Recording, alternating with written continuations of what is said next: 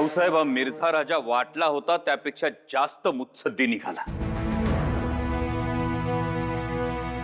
तो इतर मुघली सरदारांप्रमाणे अय्याशी आणि भुकाचा सरंजाम दाखवण्यात वेळ वाया घालवत नाही, तर प्रत्येक क्षण स्वराज्य कसं नेस्तनाबूत करता येईल याचाच मनसुबा आखत राहतो।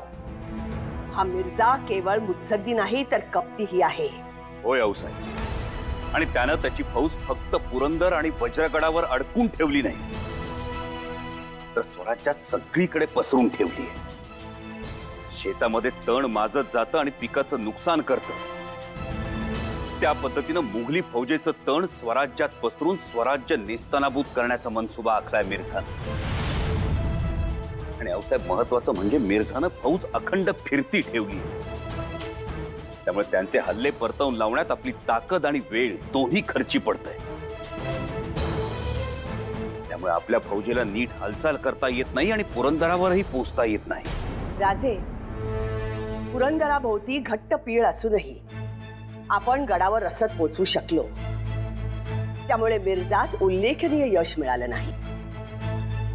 वज्रगड पडला, परंतु आपण तो परत मिळवू शकतो। आता धास्ती एवढीच आहे की मिर्झानं दाऊद खानास राजगडाच्या पायथ्यापर्यंत पाठवून आपल्या जणू ताकीद दिली आहे की पुरंदरानंतर स्वराज्याच्या राजधानीचा घास घेण्यास त्याची जीभ वळवळतीये। नाही आऊसाहेब, ती वेळ येईल असं वाटत नाही।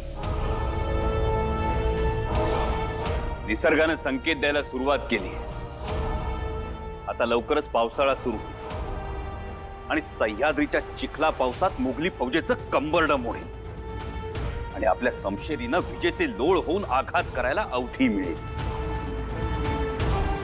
फक्त त्यासाठी पुरंदर अजून झुंजला पाहिजे। दोन्ही बाजूनी कात्रीत अडकलो आहोत, तर सगळं कसं पणाला लागणार।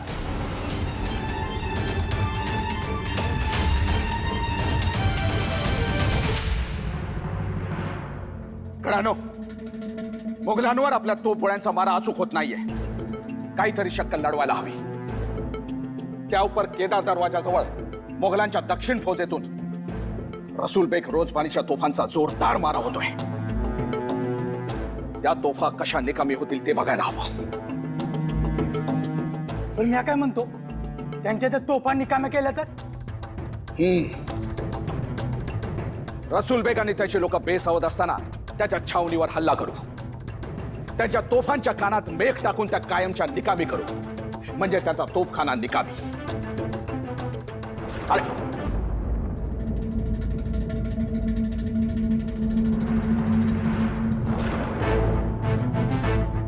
गड्यांनो, जोरदार पाऊस येण्याची दाट शक्यता आहे। राजांनी पाठवलेला दारुगोळा सुरक्षित ठिकाणी हलवायला हवा। हा पर किल्लेदार, तू सुरक्षित ठेवायचा कुठं? सफेद बुरुज आणि त्या तटबंदीच्या बाजूला त्या कोनाड्यात ठेवा, तिथे पावसाचे पाणी साचत नाही। गड्यांनो, दारुगोळा भिजता कामा नये याची दक्षता घ्या।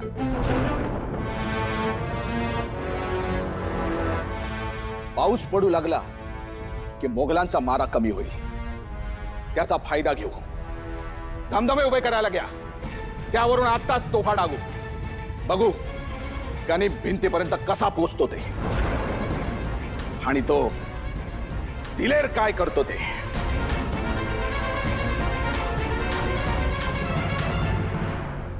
उस मक्कार दाऊद खान को सिवा के मुल्क में भेज के आपने अच्छा ही किया राजा जी। उसी की वजह से पिछली बार हमें मुंह की खानी पड़ी थी। अब हम किसी भी हाल में पुरंदर लेके ही रहेंगे। किले पर फतेह पाकर वो किला हम आपको नजर करेंगे। खान साहब, किला लेने की नई तरकीब सोची है के?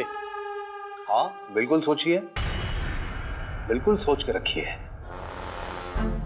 शुमाल की ओर मरकजी दरवाजा है, वहां पे सुरंग खोदकर हम बारूद बिछाएंगे और उस बुर्ज को हवा में उड़ा देंगे।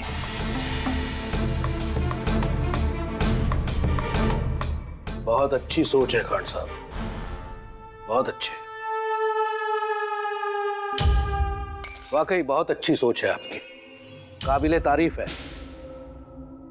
ठीक है, तो आप अपने काम को अंजाम दे सकते हैं। शुक्रिया राजा जी। हमने बुर्ज के नीचे खुदाई करने का काम शुरू भी कर दिया है, लेकिन उस काम में एक दिक्कत पैदा हुई है। खुदाई करते वक्त हमें वहां पे एक पत्थर लगा है, बड़ा सा पत्थर, और हम सोच रहे हैं कि उस पत्थर को अब कैसे तोड़ा जाए। खान साहब, यदि वो पत्थर टूट नहीं रहा तो जरूरी नहीं है कि सुरंग बुर्ज के नीचे हो। उस पत्थर को एक तरफ रखकर किलाबंदी के नीचे सुरंग बनाई जा सकती है और बारूद बिछाया भी जा सकता है। बस एक बात का ख्याल रहे, बारूद बुर्ज के नजदीक होना चाहिए, ध्यान रहे। एक बार बुर्ज और किलाबंदी आसमान में उड़ जाए तो हमारी फौज हमले के लिए तैयार है।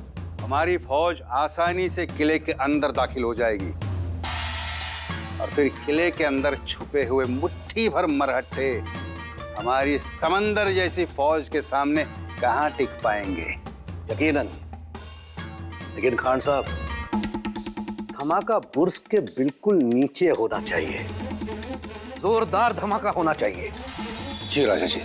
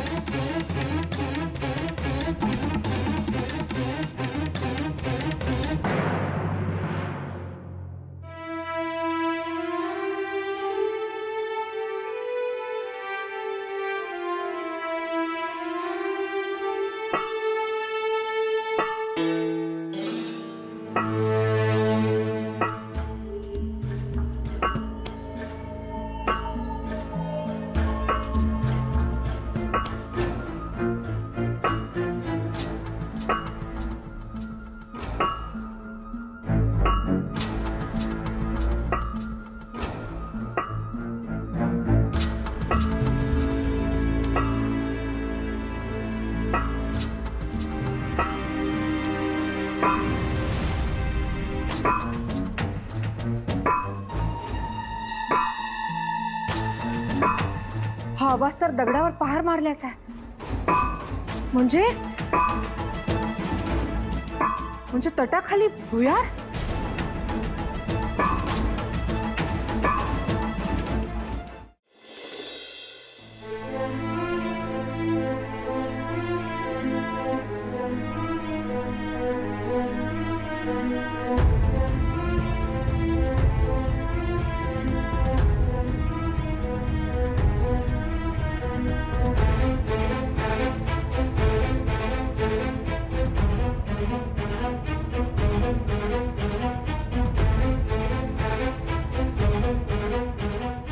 शंभू बाळ, काय होते आपल्याला? मगापासून आम्ही पाहतो तुम्ही अस्वस्थ दिसता. सारखं सारखं आकाशाकडे पाहतात. मातोश्रींची याद येते का आपल्याला? नाही मातोश्री, आम्ही पावसाची प्रतीक्षा करीत आहोत. पावसाची प्रतीक्षा का हो? पावसाची एवढी आतुरता तुम्हाला कशासाठी? अहो मातोश्री, पुरंदरासाठी पावसाची आवश्यकता आहे. वज्रगड पडला, आता पुरंदराचा विळखा आणखीन आवळला गेला आहे. आमच्या आबासाहेबांनी रसद तर पाठवली, पण ही रसद किती मास पुरणार? पाऊस आला तर पुरंदराचा विळखा हा सैल होऊ शकतो. पुरंदराला थोडी उसंत मिळेल. पावसाचा फायदा घेऊन आपण पुरंदरावर अजून मदत पोहोचवू शकतो. गडाला पुन्हा भांडता आणि झुंजता करता येईल, म्हणून आम्ही पावसाची प्रतीक्षा करीत आहोत. मातोश्री, हा पाऊस कधी येणार? शंभू बाळ, पाऊस येणे न येणे हा दैवयोग आहे. आपल्याला जर विजय मिळवायचा असेल तर दैवावर नाही, मनगटातील ताकदीवर आणि समशेरीतील शौर्यावर विश्वास ठेवा. काळजी करू नका शंभूराजे, सर्व क्षेमकुशल होईल.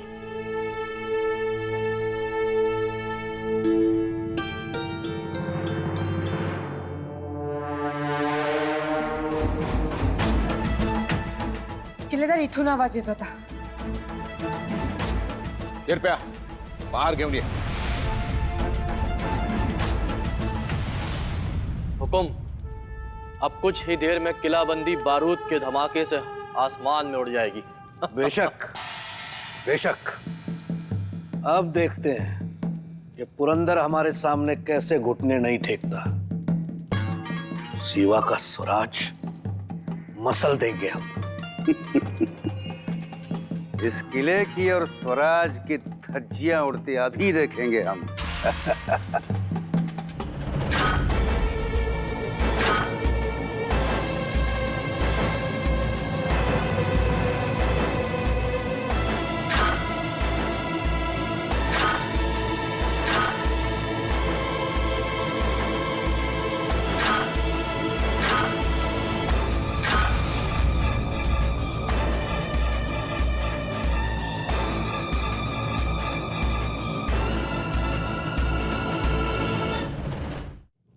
राजा जी, आपका हुक्म हो तो कर दे धमाका.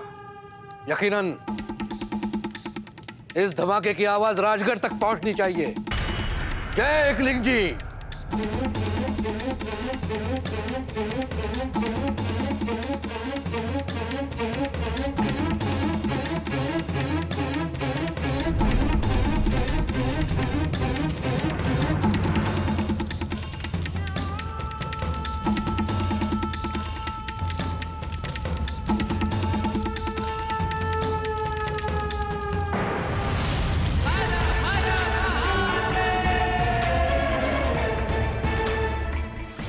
दिलेर खान, आता ये नाव म्हणाव सुरुंग.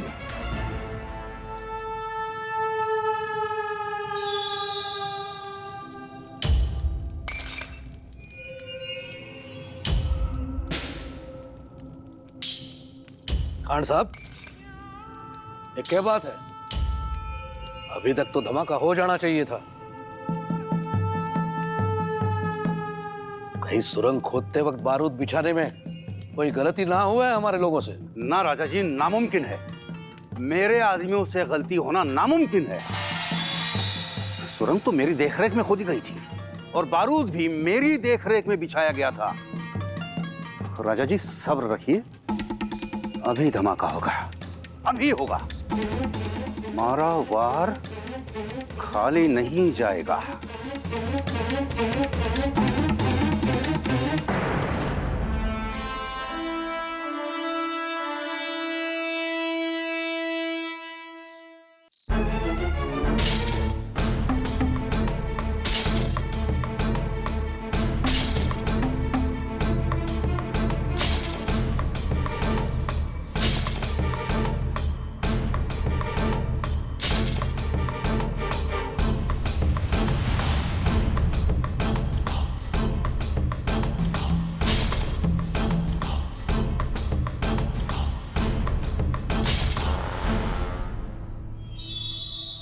तौबा तौबा तौबा तौबा, इतना शर्मसार हमें कभी नहीं होना पड़ा. ये छोटी सी जिम्मेदारी नहीं निभा पाए. लानत है, पूरे मुगलिया कौम पर लानत है. क्या हुआ, ये कैसे हुआ, हम समझ नहीं पा रहे हैं. कई जगह पर भूत पिशाच का इसरार है. क्या वो मरहट्टे हमसे ज्यादा शातिर हैं? क्या है, समझाओ हमें. हुजूर, हमने पूरा काम हुजूर. खामोश.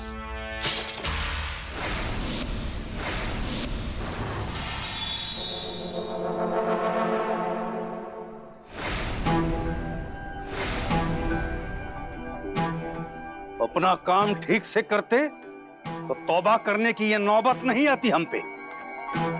गुस्ताखी माफी हुजूर, लेकिन हमने हमारा काम पुख्तागिरी से किया था. शुमाल की तरफ जो किलाबंदी है बस वहीं पर हमने सुरंग की खुदाई की थी। बारूद भी ठीक से भरा था, बारिश की भी कोई असर नहीं थे। हुजूर, ये पूरे काम की जिम्मेदारी हमने खुद उठाई थी। तो फिर बारूद फटा क्यों नहीं, फट के धमाका क्यों नहीं हुआ? हमारी सोच कारगर साबित क्यों नहीं हुई? हुजूर, शायद सुरंग खोदते वक्त जो आवाजें हो रही थी, इससे उनको भनक लग गई होगी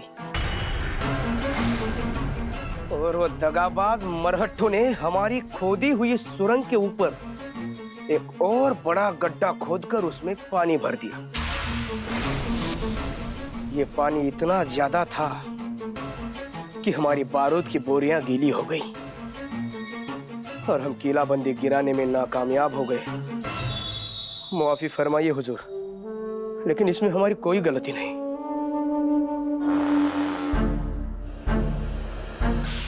और बाजी, हम तुम्हें नहीं बख्शेंगे। ऐसा सबक सिखाएंगे, ऐसी दर्दनाक मौत देंगे जिसे देख के बंदर की रूह भी कांप उठेगी। हर काफर मुगली सल्तनत से लड़ने से पहले सोचेगा कि उसका हश्र क्या होगा। या अल्लाह!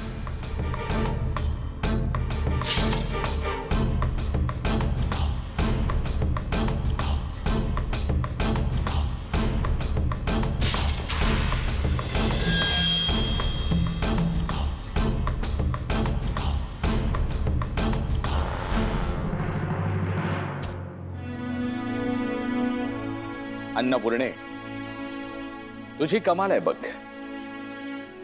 आज तुझ्या सतर्कतेनं मोठं संकट टळलं। जशी या कांद्याशिवाय जेवणाला मजा नाही, तशी तटबंदीशिवाय गडाला शोभा नाही, ताकद नाही। आज तुझ्या सतर्कतेनं होऊ घातलेलं संकट तुर्तास टळले। तुमचं आपलं काही केलं नाहीये मी, फक्त थोडी सावध होते इतकंच। हाच सावधपणा सर्वांच्यात असेल तर बाहेरून येणाऱ्या शत्रूने कितीही छुपा हल्ला केला तरी तो परतवता येतो। आता अखंड सावधपणा असायला हवा।